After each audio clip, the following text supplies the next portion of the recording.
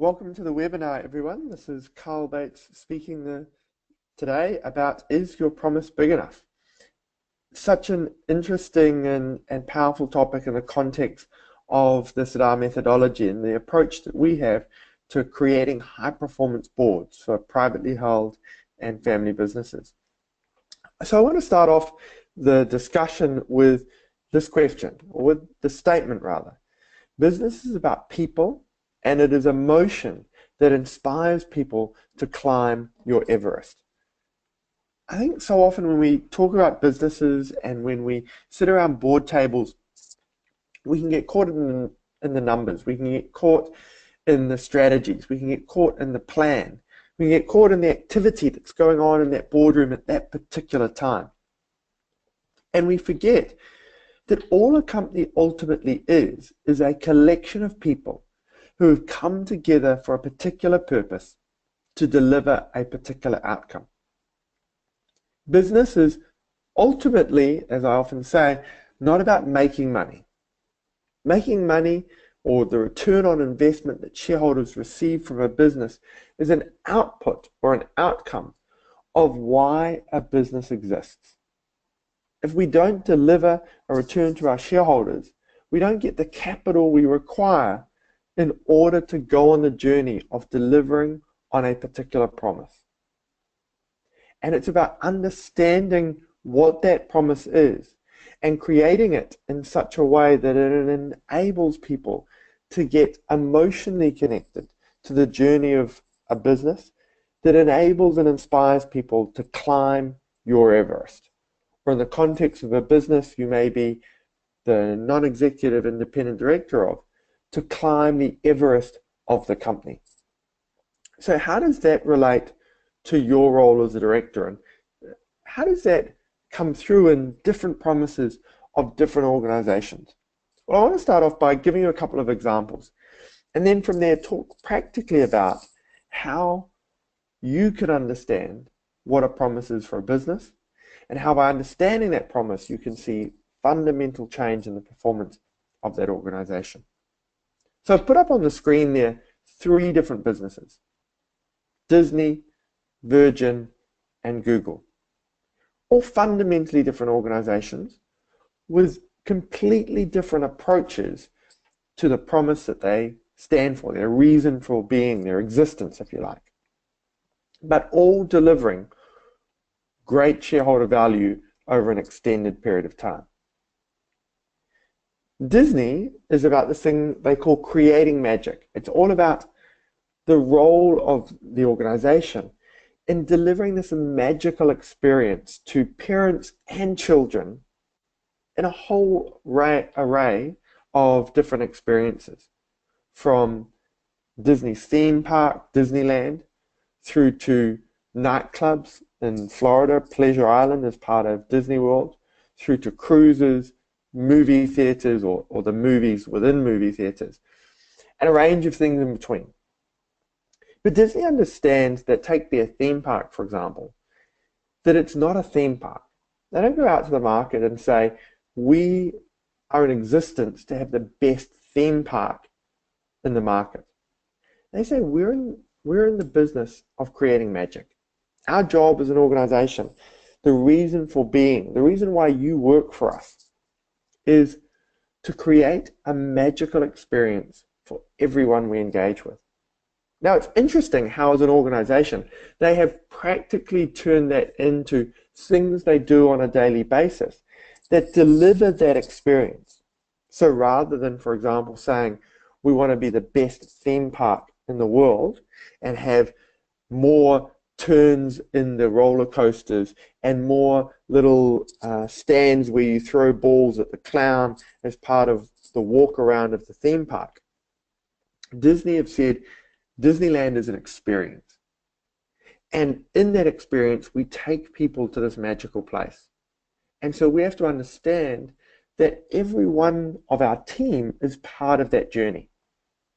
And Walt Disney is probably the master of understanding the concept of promise in the context of a business. Some of the practical things Disney do to deliver on that creating magic promise in the context of Disneyland are that when you walk through Disneyland, you don't see rubbish on the ground. And you don't see a rubbish truck driving down Main Street, USA to collect the rubbish. Because a rubbish truck driving down Main Street, USA would break the magic. So all of the rubbish bins throughout Disneylands around the world are emptied from under the ground. When you go into Disneyland and you're there with your son or your daughter or your niece, or a few years ago when I took my sister, who's significantly younger than myself, and I took her to Disneyland for her 16th birthday, when they come up to her and one of the characters comes up and has a conversation with her and gets their photo, and it happens to be her favorite character at Disney, that doesn't happen just by chance, or that doesn't happen because one of the Disney employees has decided on this particular day that they're going to be nice to a couple of people and introduce themselves.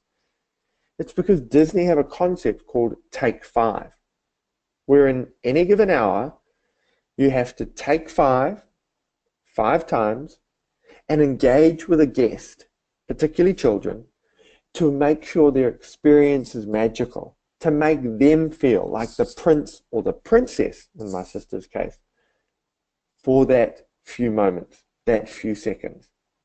You've got to take 5. So when we talk about the concept of promise and Disney's promise creating magic, it's not just this lofty statement that doesn't connect to the daily activity of the organization. Over time, and of course Disney is an organization that's been around for a while, it's something that you can pull down into the essence of everything that you do. Virgin is another example, great example in my view, of an organization that truly understands the concept of promise. See, Virgin stands for being the champion for the consumer. They're all about taking on products or services that big businesses have been delivering or engaging the consumer with, and finding a way of delivering, in their view, a better product for a better price in a better way for the consumer. And one of my favorite examples of the Virgin promise is when they launched Virgin Money Insurance in South Africa. And they had these massive billboards, both in Gauteng and in the Western Cape, where the one I remember is when you drive down the N1 from Pretoria to Johannesburg, and you come to the N1-M1 split, and just before that split, they had on the left-hand side, about 4 or 5 years ago, this big sign that said, "A moment's silence for insurance excess." Virgin Money Insurance. A moment's silence for insurance excess. Virgin Money Insurance. And the whole idea of this billboard, I suppose, was to tell you that in coming into the market, they weren't there just to be another insurance company. They weren't there just to do it the same way that everyone else had been doing it. They were there to do something that was championing the cause, or what they saw as the cause of the consumer. In that particular case, removing the concept of insurance excess. Another example, and of course when you think about Virgin, they're across so many different industries, so they're a great example of a business that understands their promise, their reason for being. Note, that doesn't mean they don't deliver shareholder value. At the back of all of this, you've got to deliver shareholder value. But they understand their reason for being about being the champion for the consumer, but they're across so many different industries, market segments, products and services, that they apply it to all of those. I remember when Virgin Atlantic launched double beds on their Virgin Atlantic flights. I think they were from the United Kingdom to the United States of America. And when Richard Branson launched these double beds on Virgin Atlantic, a journalist said to Mr. Branson, he said, Sir Richard, you know, how did you come up with this idea? You know, where did this come from? And Richard Branson said, well, I didn't come up with the Mile High Club. That's been around since flight began. He said, I just decided to give it to consumers, to give them what they wanted.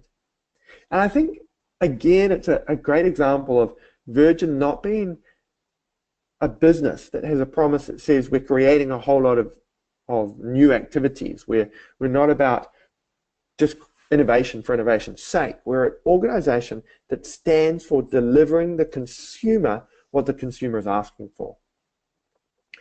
Google, the third example, is different again. See, Google as a brand, as a promise, is about making knowledge universally available.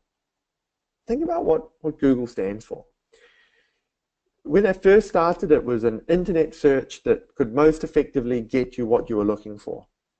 Today, I'm building a house at the moment, and if I want to check progress, my fastest way of being able to see what's going on my site is going to Google Earth and having a look on Google Earth at what's going on the site. Now, I travel the world, so the opportunity and the ability to see what's going on in real time through things like Google Earth, making knowledge, making access to information universally available. 10 years ago, that was an internet search. A couple of years ago, that was Google Earth. Today, that's mapping the entire world. And you see this with these Google vehicles driving around. You see it with where Google's going in terms of the next stages in their strategic view. But that just doesn't come up from anywhere. It comes from a core reason for being, a belief in understanding the value of a promise. And I think it's really important at this point to just remember, when we sit in a boardroom as directors and we talk about the concept of promise, it's not about saying let's have a lofty goal that means this business is not about delivering a return on investment, or about moving it from practical engagement to something that's disconnected. All of these promises, these three promises I've just been through, have a very clear correlation between what the promise is of the organization and what it is, or how the organization lives that promise on a day-to-day basis. And sitting as an independent non-executive director in a boardroom, you've got to make sure that that correlation continues to exist.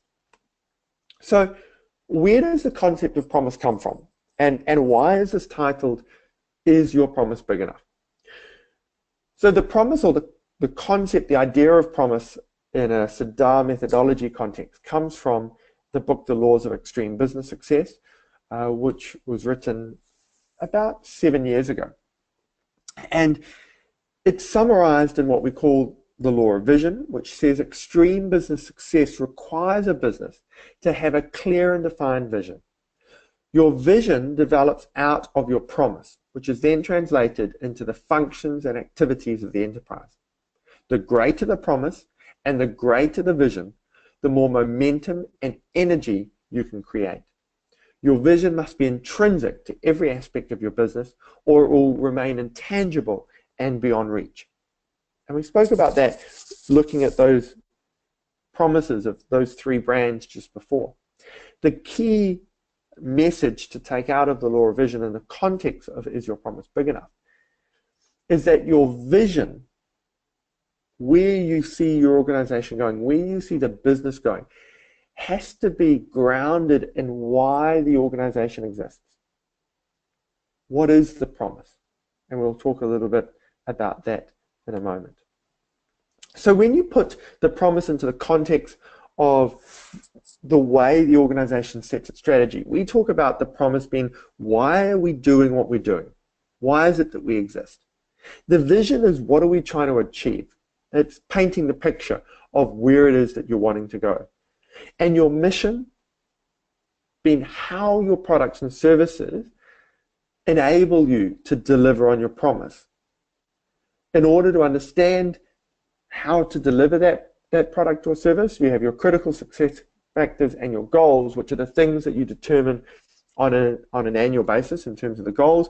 And your critical success factors are like the litmus test, the measures. What are the activities we must undertake to achieve our vision and our mission? There's another webinar where I'm going to be talking about the strategic framework, where I'm going to delve in a little bit more to this particular strategic framework. Now, what the strategic framework is that you choose for your organization when it comes to goal setting is a little bit more free, if you like. You can approach that in different ways. You're lower down the mountain, if you like. It's not so critical to follow a particular model. And I'll talk about that concept in terms of the strategic framework. What is critical to understand in this model is that your promise is the reason why you're going somewhere. Your vision is the picture of what that looks like. So take the Disney example. The promise was creating magic. The vision that Walt Disney set back in the 1940s and the 1950s, when he created the idea of Disneyland and got that going in the 40s and the 50s, the 1940s and the 1950s. When he got the idea of Disneyland going, the plan for Disneyland that he had drawn included the rides and the attractions, as you might call them, that Disney would be putting into the theme park into the year 2000. In other words, that's the vision, that's the view. He had a picture of where that was going. And the mission is the product or the service. Now, the key about the mission is this is the first time that the concept of the product or the service comes in to the discussion around why an organization exists. In other words, your promise is not your product or your service.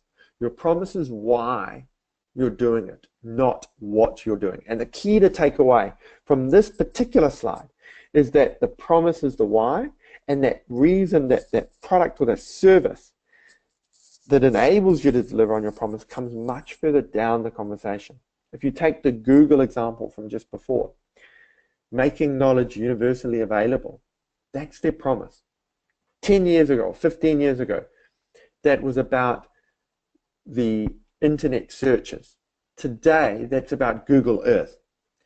What the product or the services will change over time. Why the organization exists lasts for a lot longer. So let's simplify this concept into a statement of what a promise is. So a promise is a simple statement of the reason why you're in business. That's all it is. It's not complicated.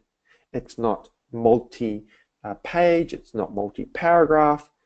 It's not connected into the financial returns of the business. It's not connected into the product or the services. The promise is not about how much money you want to make, your products, or your services, or even being the best in your industry. And that's really important to understand in the context of setting promises when you sit around a boardroom. Is don't fall into the trap of setting the promise as being about how much money the business is wanting to make, or setting the promise as being about being the best in your industry, because those aren't promises. Remember also that your promise isn't necessarily your marketing statement. You don't see Disney marketing themselves as creating magic. You'll see that essence coming through in their marketing and their advertising, just like you'll see the essence of Virgin coming through in the marketing and advertising that they have, like I shared with you before about the insurance example. But the promise itself is not about being the best in your industry. So how do you ask yourself questions that help you understand your promise? And how do you ask questions that help you understand if your promise is big enough? Well, does your promise inspire your team? Is it something that when you engage the management of the business on which you sit as an independent director, and you ask the question, does the promise inspire your team? Does this make people want to come to work today? If the answer is not yes, then you've got some work to do. Does your team clearly understand your promise? So one of the impacts I've seen sitting as a director on a number of boards over the years is that businesses will give lip service to the concept of a promise. So they might even spend some time coming up with a promise, but then they don't bring it into the conversation with the team on a daily basis. And if you really want to understand how promises have been translated into the existence of a business. There's a brilliant book called Creating Magic by Lee Cockerell, and we'll put a link attached to this webinar that you'll be able to click and see that book if you want to read it.